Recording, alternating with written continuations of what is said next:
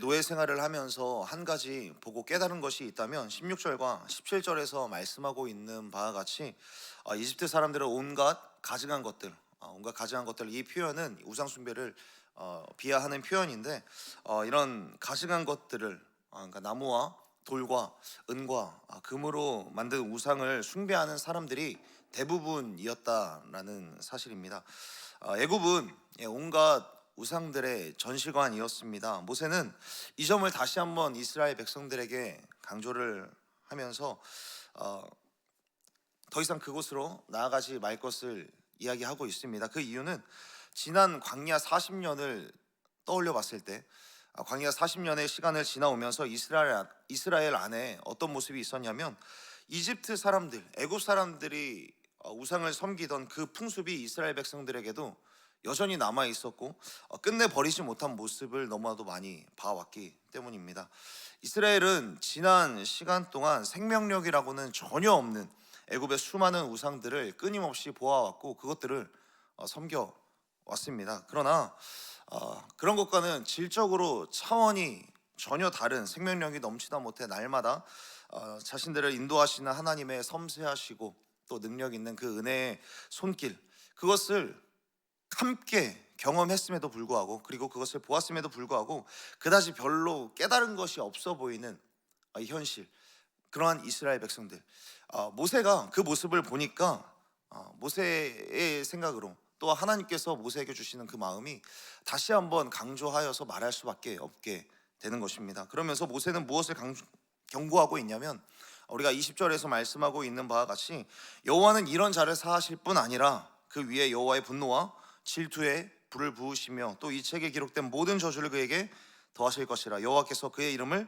천하에서 지워버리시되, 그리고 21절에서도 모든 언약의 저주대로 그에게 화를 더하시리라.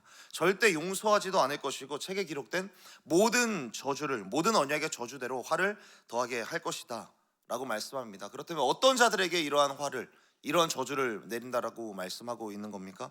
18절에 말씀하고 있는 대로 여호와를 떠나 그 모든 신으로 가서 섬기고, 여호와를 떠나서 너희들 스스로 그 생명력 없는 그 우상에게로 나아가게 된다면, 또한 저주의 말을 듣고도 그 이후에 20절과 21절의 말씀을 보면 이 말씀들, 이 언약을 저버리게 되면은 저주를 받게 될 것이다 라고 말씀하시는 그 하나님의 말씀을 들었음에도 불구하고 이 말씀을 무시하면서도 자기들 스스로 그래도 나는 축복을 받을 수 있어 라고 생각을 하는 사람들, 그 사람들에게 반드시 하나님께서는 분노의 불과 질투의 불, 그것을 내리시고 하나님께서 절대 용서하지 않겠다라고 말씀하고 있는 겁니다. 그런데 여러분, 오늘 이 본문 말씀은 모세가 누구에게 이야기를 하고 있는 겁니까? 이 말씀을 듣고 있는 청중들은 누굽니까? 이 말씀을 듣고 있는 사람들은 출애굽 2세대 사람들입니다.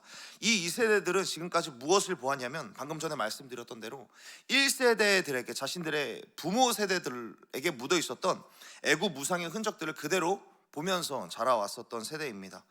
하나님께서는 출애굽 1세대들에게 무엇을 말씀하셨냐면, 내가 너희를 사랑하고 내가 너희를 선택했고 너희들을 제사장의 나라로 택하였다 라는 그런 말씀을 누누이 말씀하셨고 누누이 강조해 오셨습니다.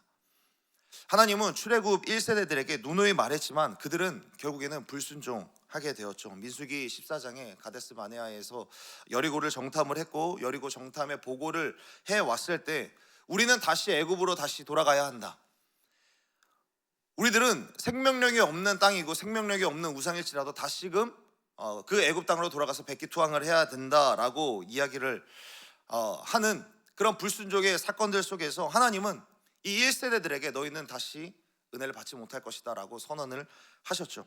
1세대들에게 너희는 애굽에서 출애굽할 때 당시에는 광야에 들어가는 것, 이것이 너희들의 사명이었지만, 그러나 이제는 너희들의 자녀 세대가 가나안 땅에 들어갈 것이고 너희들이 할 것은 너희들의 이 자녀 세대를 양육하는 것밖에는 없다 라고 하나님께서 말씀하셨습니다. 그러니까 출애굽 1세대들에게 처음 주셨던 그 비전을 완전히 축소시켜 버렸던 것이죠. 사실상 믿음만 있었다면 출애굽 1세대들은 2주라는 시간 동안에 광야를 돌파하고 가나안 땅에 들어갈 수 있었음에도 불구하고 그들은 불순종으로 인하여서 약속의 땅에 들어가지 못하게 된 것입니다. 이 모든 사건들을 누가 지켜봤습니까? 이 모든 사건들을 출애굽 2세대들이 다 지켜봤습니다. 출애굽 2세대들은 그러니까 1세대들로부터 신앙의 모범을 보았다거나 배운 적이 극히 드문 세대가 바로 출애굽 2세대입니다. 그들 중에는 사실상 어렸을 적에 애굽의 노예 생활을 하면서 부모님이 갖고 있었던, 그리고 애굽 생활에 있었던 목상과 은금으로 만든 우상을 그대로 갖고 있는 자들이 그들 중에도 혹시나 있는지 모르겠습니다. 그런 그들이 가나안 땅에 들어가서 그들이 보고 배운 것도 사실상 불순종의 모습들밖에 없었는데, 그런 그들이 가나안 땅에 들어간다라고 한들 부모님들과는 전혀 다른 그 길을 개척을 해서 살아가는 것이 과연 쉬웠겠습니까?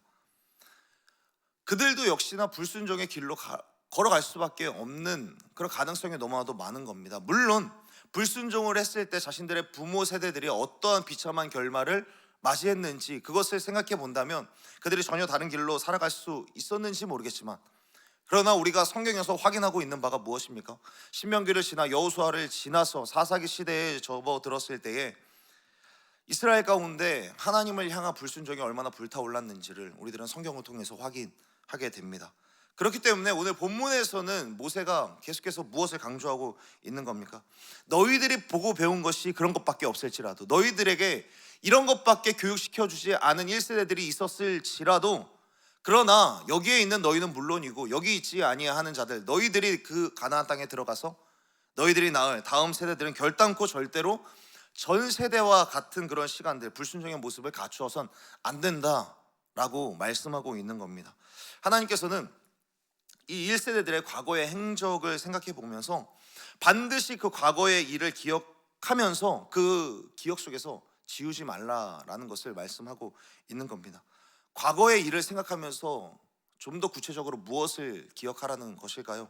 26장과 27장과 28장 그리고 오늘 본문에 이르기까지 1세대들 그 불순종의 결과들, 불순종의 대가를 반드시 기억해 보라는 것입니다.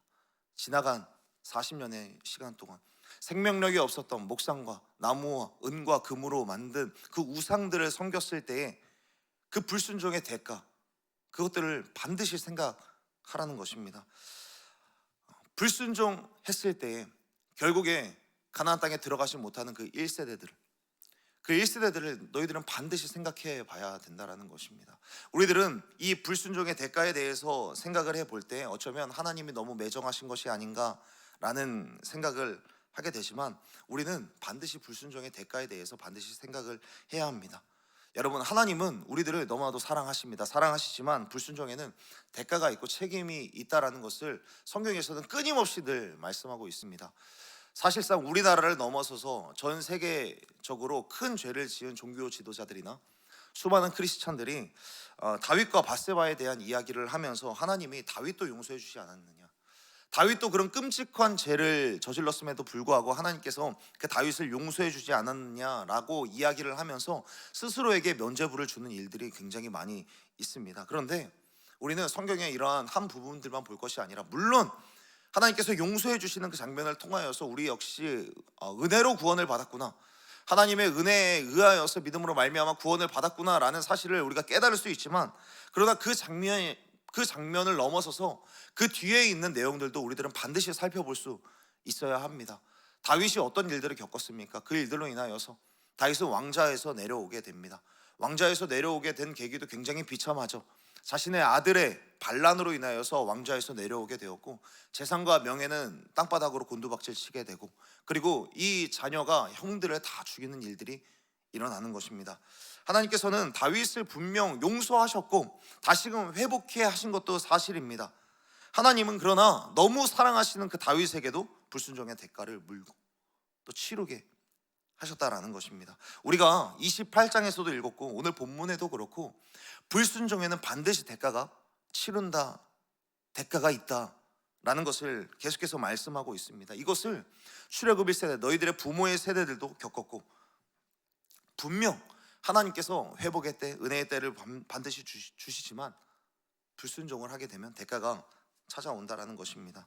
모세는, 그리고 하나님께서는 이 1세대 그 일들이 2세대들에게는 다시금 일어나지 않기를 바라는 마음으로 이런 역사가 반복되어서는 안 되기 때문에 이에 대해서 굉장히 강조하고 있는 것이죠. 사랑하는 여러분, 그렇다면 이스라엘 백성들이, 이 2세대들이 불순종하지 않기 위하여서, 불순종하지 않도록, 순종할 수밖에 없도록 하려면 어떻게 해야 될까요? 그들이 순종하기 위해서는 과연 그들이 해야 할 일은 무엇일까요? 성경은 늘 불순종하는 이들을 향한 저주를 말씀하시면서도, 그러나 이 저주를 먼저 말씀하시지 않고 늘 하나님께서는 불순종할 수 없도록, 불순종하지 않도록, 너희들이 순종할 수밖에 없도록 하나님께서는 하나의 장치를 해 놓으셨는데, 그 장치가 무엇이냐면 바로 은혜입니다. 바로 은혜. 과거의 은혜, 과거의 은혜로부터 시작되어서 지금까지도 그들 가운데 내리고 있는 그 은혜, 이 은혜를 기억한다면 너희들은 불순종할 수 없다.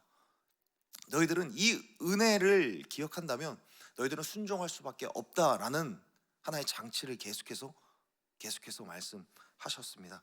그래서 성경은 늘 먼저 출애굽하는 이 사람들에게, 출애굽 2세대들에게 지난 40년간 임했던 은혜를 먼저 말씀하시고 나서 이 불순종의 대가에 대해서 늘 말씀하고 있습니다. 불순종했을 때 따라오는 저주에 대해서 말하기 전에 반드시 말씀하는 구절이 있는데, 지금까지 받은 복을 세어보고 생각하라는 것이죠. 어제 함께 나누었지만 5절에서 말씀하고 있는 바대로 40년 동안 옷이 낡지도 않았고 신이 해지지도 않았다라고 말씀하고 있습니다. 출애굽의 가장 큰 미스테리, 기적 중에 하나입니다. 광야에서는 옷을 지어 입을 수가 없습니다. 신발을 주조할 수도 없습니다. 애굽에서 가져온 옷, 애굽에서 입었던 옷을 그대로 입어야 하는 것이죠. 그런데 옷이라는 것, 여러분, 아무리 잘 입어도, 아무리 잘 만들어도 40년 동안 옷을 입을 수 없습니다. 그런데 그 옷을 계속해서 입어왔다는 거죠. 구찌라든지 샤넬이라든지 아무리 비싼 옷도, 아무리 비싼 옷의 브랜드, 그 제품도 40년 동안 하나의 옷을 입는다는 것은 사실상 불가능한 것이죠. 더군다나 광야는 모래바람이 불고요, 낮에는 직사광선이 계속해서 비추기 때문에 직사광선이 심하게 되면 이 직물의 상태가, 이 형태가 계속해서 변하게 되고 기능이 훼손이 되게 되죠. 그런데 이것이 해지지 않았다는 것, 이것이 낡지 않았다는 것, 신발이 해지지 않았다는 것은 과연 무엇입니까? 사실상 그들 가운데 40년 동안 있었던 이 은혜는, 그들이 살아올 수 있었던 것은 순간순간의 기적, 홍해가 갈라지고 태양이 멈추고 반석에서 물이 나오는 그런 기적들이 그들을 살아가게 한 것이 아니라 매일을 보이지 않는 곳에서 섬세하고 디테일하게 이스라엘을 보살펴 오신 매일의 은혜가 그들 가운데 있었다라는 겁니다. 40년 동안 옷이 낡지도 않고 신발이 해지지 않도록 매일매일 그 상태를 다 보존케 하시고 디테일하게, 섬세하게 그들을 만져오셨던 매일매일의 은혜가 그들을 여기까지 인도해 오셨다는 겁니다. 그러니 무엇입니까? 이런 은혜를 입었으니 불순종할 이유가 없다라는 겁니다. 이런 은혜를 떠올려 봐라. 처음에 그 시간을 한번 떠올려 보라는 겁니다. 그렇게 된다면 불순종할 수가 없다는 겁니다. 불순종을 가장 크게 막는 힘은, 불순종을 막는 가장 큰 힘은 지난 은혜를 기억하는 겁니다. 그런데 여기에서 더 중요한 건 뭐냐면 지난 은혜가 지금까지도 내리고 있다는 걸, 그 사실을 기억하는 겁니다. 더 중요한 것은 지금까지 나를 살피셨던 그 은혜가 지금도, 오늘도 나에게 떨어지는 것을 알고 있을 때, 그리고 그것을 경험할 때 불순종의 늪에 빠지지 않을 수 있는 것입니다. 낡지 않은 옷이 지금도 낡지 않고 있고, 해지지 않은 신발이 지금도 해지지 않고 있다는 것, 그것을 우리가 확인할 때 우리들은 불순종할 수가 없는 것이죠. 우리가 응답되지 않은 기도가 많은 것도 사실입니다. 그러나 기도하지 않았는데도 내게 베푸신 그 은혜의 순간들을 깨달을 때 우리들은 기도할 힘을 회복하게 됩니다. 은혜를 베푸셨기 때문에 우리들은 열정을 회복할 수 있는 것이죠. 불순종할 수 없는 이유가 무엇입니까? 순종할 수밖에 없는 이유가 무엇입니까? 지금까지 하나님께서 공급자가 되셨기 때문이고, 그 공급자가 되셨던 하나님께서 앞으로도 공급자가 되신다라는 사실을 확신할 때 우리들은 순종으로 나아갈 수 있는 것입니다. 사랑하는 여러분, 하나님께서는 출애굽 2세대들에게 1세대들과 같은 그런 전철을 밟지 않기를 바라는 마음으로 굉장히 강하게 여러 차례 불순종의 대가에 대해서 지속적으로 말씀하고 있습니다. 그리고 15절에서 말씀하고 있는 바와 같이 내가 사랑하는 백성들이 지금 여기 서 있는 자들뿐만 아니라 내가 오늘 우리와 함께 여기 있지 아니하는 자, 지금 너희들만 이 말씀 잘 듣고 불순종의 대가를 기억하고 이 은혜를 기억하면서 살아가는 것이 아니라, 가나안 땅에 들어가서 너희들만 잘 사는 것이 아니라 이 언약은 대대에 미칠 것이기 때문에 자녀들에게 반드시 가르쳐서 지키게 하는 것, 자녀들도 이 언약의 범위 안에 있다라는 것, 그것을 가르치고 너희들의 자녀 세대가 다른 세대가 아니라 다음 세대가 될 수 있도록 기억하고 자녀들을 양육할 것을, 그런 사명을 부여해 주고 있습니다. 사랑하는 여러분, 불순종에는 반드시 대가가 치러집니다. 이 불순종을 피하기 위해서는 이전부터 우리를 향했던 하나님의 은혜가 지금도 그리고 오늘도 흐르고 있음을 믿어야 합니다. 불순종할 수밖에 없는 우리들, 그러한 모습들을 봐왔었던 우리들일지라도 그럼에도 하나님은 지치지 않는 열정으로 우리를 인도해 주십니다. 하나님과 눈을 마주칠 때 지치지 않는 하나님이시라는 것을 우리가 알 때에 우리의 열정도 일어날 힘을 얻고 불순종이 아니라 순종으로 나아갈 수 있는 것입니다. 우리는 어제 공동의회라는 시간을 겪었습니다. 공동의회를 하면서 무엇을 확인했습니까? 지난 한 해도 역시 은혜 베푸신 그 하나님의 은혜를 우리들은 눈으로 확인했습니다. 지난 한 해도 우리를 먹이셨구나. 지난 한 해도 우리를 입히셨구나. 지난 한 해를 지나온 것, 지금까지 지내온 것이 모두 하나님의 은혜였구나 우리의 눈으로 확인했습니다. 그리고 그 은혜가 앞으로도 있을 것을 확신할 때 우리 교회는 불순종을 넘어서 순종으로 넘어갈 수밖에 없는 줄로 믿습니다.